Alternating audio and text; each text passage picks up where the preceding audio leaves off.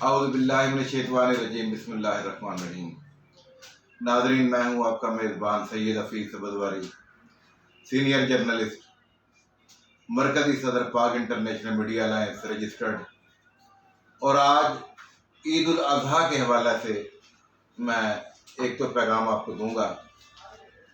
नाज़रीन, ईद उल अज़हा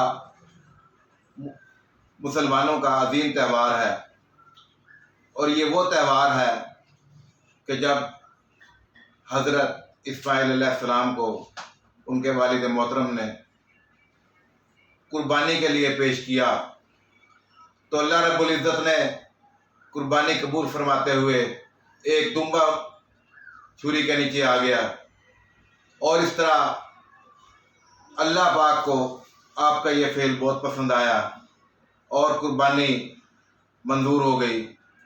तो इसी याद में ईद उल अज़हा को हम पूरी दुनिया के मुसलमान मनाते हैं। अब होता क्या है कि लोग सारी सारी रात जागते हैं, मार्केटें खुली रहती हैं, सुबह के टाइम 4-5 बजे लोग सो जाते हैं, नमाज ईद ज़ाया हो जाती है।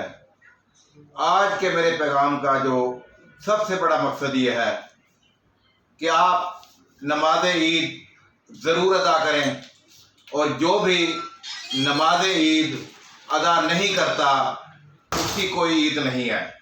ये बिल्कुल क्लियर कट बात है कि नमाज ईद अदा ना करने वाले की कोई ईद नहीं है।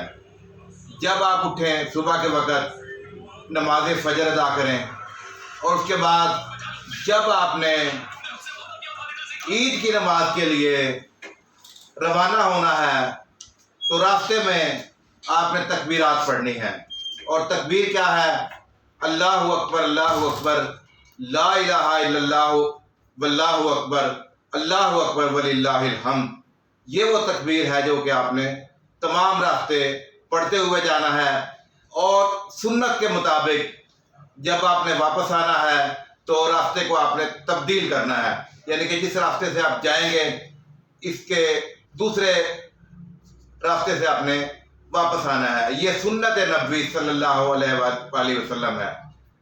तो नाज़रीन, ईद उल अज़हा कुर्बानी, इसार, अखुवत और भाईचारे का नाम है। आइए आज हम ये अहद करें कि ईद के मौका पर नफ़रतों के बुत तोड़कर अमन की शम्में रोशन करेंगे और जो हमारे भाई रूठे हुए हैं या हमारे अजीज रूठे हुए हैं उनको ईद उल अज़हा के दिन मनाने की कोशिश करेंगे, बल्कि जब तक वो ना मान जाएं उस वक़्त तक आप उनके साथ रहें। और मैं आपसे ये भी अपील करूँगा कि ईद का जो मकसद है ये मैंने पहले भी कहा है, अब दोबारा कह रहा हूँ कि नमाज ईद ज़रूर अदा करें। जिस शख्स ने नमाज ईद अदा नहीं की उसकी कोई ईद नहीं है। और आखिर में मेरी जानिब से और पाक इंटरनेशनल मीडिया अलायंस रजिस्टर्ड की जानिब से पूरी कौम को, पूरे मुसलमानों को और पूरे आलम इस्लाम को ईद उल अज़हा की खुशियाँ मुबारक हों। जी।